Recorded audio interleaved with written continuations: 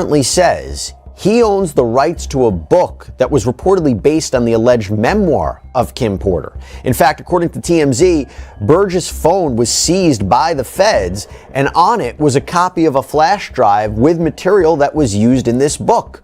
Here's the problem. Christian and Quincy Combs, these are the sons of Diddy and Kim Porter. Quincy's actually adopted by Diddy. But they are reportedly fighting back, and they have sent Burgess a cease and desist letter to prevent the further sale of this book. They argue this is just an attempt to capitalize on Porter's fame and that they own the rights to her IP, her intellectual property, like her diary entries, her potential manuscript. As her heirs, they own it. And they also want an accounting of current sales of the book. To be clear, though, they aren't acknowledging that there is, in fact, a long-lost memoir from their mother. In fact, they've actually denied that before when there was a similar book, a derivative work, we'll talk about that, published by this guy named Chris Todd on Amazon. They were adamantly fighting against that. They said that their mother wouldn't write this. But what they're basically saying is if something should exist... Two of Diddy's sons, Justin Combs and Christian Combs, have been mentioned in connection to allegations surrounding Kim Porter's death. Reports suggest they are allegedly attempting to block the release of their mother's memoir, which is said to reveal significant details about Diddy's personal and professional dealings. When attorney Tyrone Blackburn, the man already representing Rodney Jones, filed a civil complaint on behalf of his client, Grace O'Markey. I apologize if I'm mispronouncing her last name, but I believe it is O'Markey. Grace O'Markey in Los Angeles Superior Court, accusing 26-year-old Christian Combs of drugging her and sexually assaulting her in December of 2022 when she was working in a charter boat in St. Martin. So according to the lawsuit, O'Markey says that she had been working as a steward, providing food and drinks on that yacht for a 12-hour period, and she was 25 years old at the time. She believed that the trip would be a, quote, wholesome family excursion, but says it, quote, turned into a hedonistic environment, even describing rampant drug use among sex workers and celebrities who came on board. She believes that the alcohol on the yacht had been laced with drugs because she says women would have one drink and then almost immediately pass out or start falling over. This is, by the way, something that it was also alleged in Jones's lawsuit, that Combs would spike the drinks of different people. But focusing on Christian Combs, O'Markey says that Christian Combs had been staying at a villa on the shore, but that he would come onto the yacht in the evening to party. And on December 28, 2022, Christian reportedly arrived very intoxicated and then proceeded to pressure O'Markey to take shots of tequila. She did. Christian allegedly tried to get her to drink more in the yacht's makeshift studio. O'Markey alleges that Christian kissed her neck, kissed her face, as he groped her legs, breasts, and private areas. O'Markey reportedly told Christian, quote, "Excuse me, you don't touch my legs like that. I'll move my legs where I want to. If I want to do this, then I will. You don't touch my legs like that." O'Markey then says that she told Christian she couldn't stay with him unless it was approved by a supervisor, all of whom she knew would be asleep at the time, so this was a way for her to get out of the situation. She claims that Christian said, "Who can I talk to? I'm going to say I requested you right now."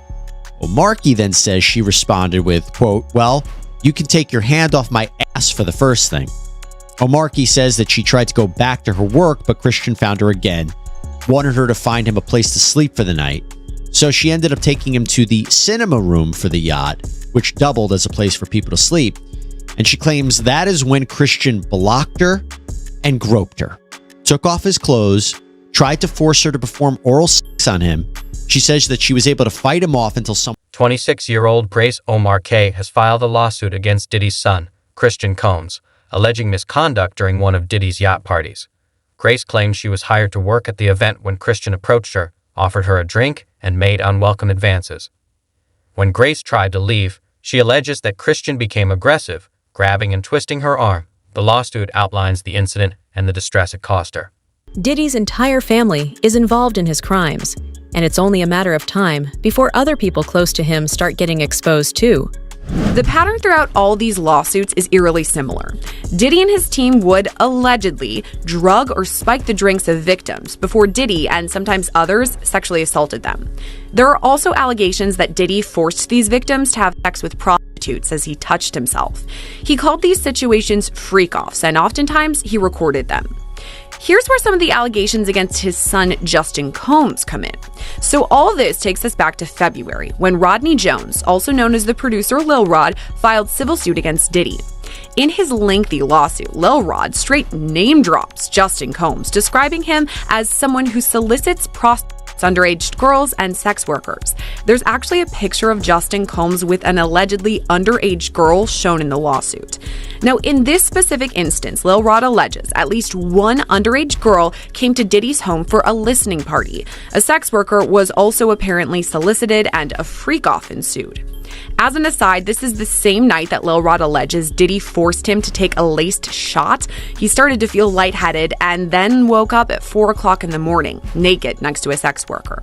It's important to note Justin Combs is listed as a defendant on this case because, according to Lil Rod, he facilitated Diddy's alleged RICO enterprise and at times participated. Rod's civil suit points to more accusations against Justin Combs too, for his involvement in an alleged shooting cover-up. According to court documents, it happened on September 12, 2022, outside Diddy's Chalice Studios. Lil Rod says Diddy, his son Justin, and Justin's friend who went by G were all there when things got heated.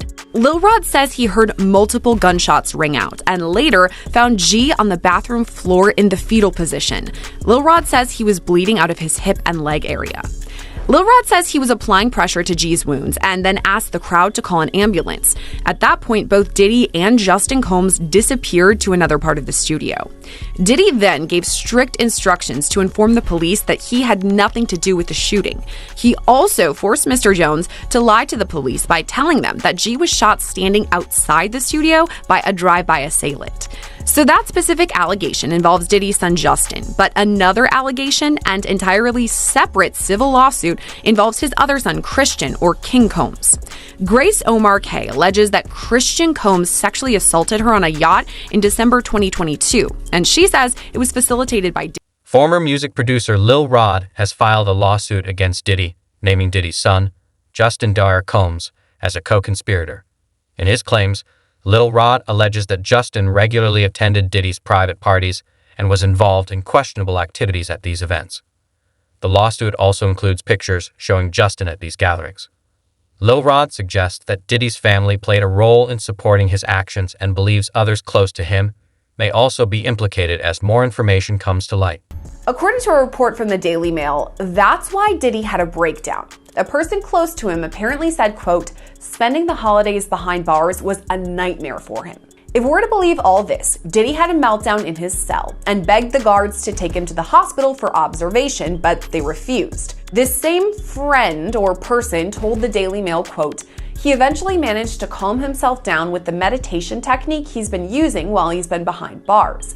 It took him a few hours of deep breathing and focusing to get out of the bad space he was in, but he finally managed it. This isn't the first time Diddy's mental health has come into question while he's been at MDC. When he first arrived, he was on suicide watch, which the U.S. Department of Justice National Institute of Corrections describes as supervisory precautions taken for suicidal inmates that require frequent observation. Diddy's suicide watch was only temporary, though. He was housed in a special protective unit of the jail after that for the first few weeks of his stay. But Diddy right now is in Gen Pop, meaning general population, the place where majority of the inmates stay. And that's where he apparently had this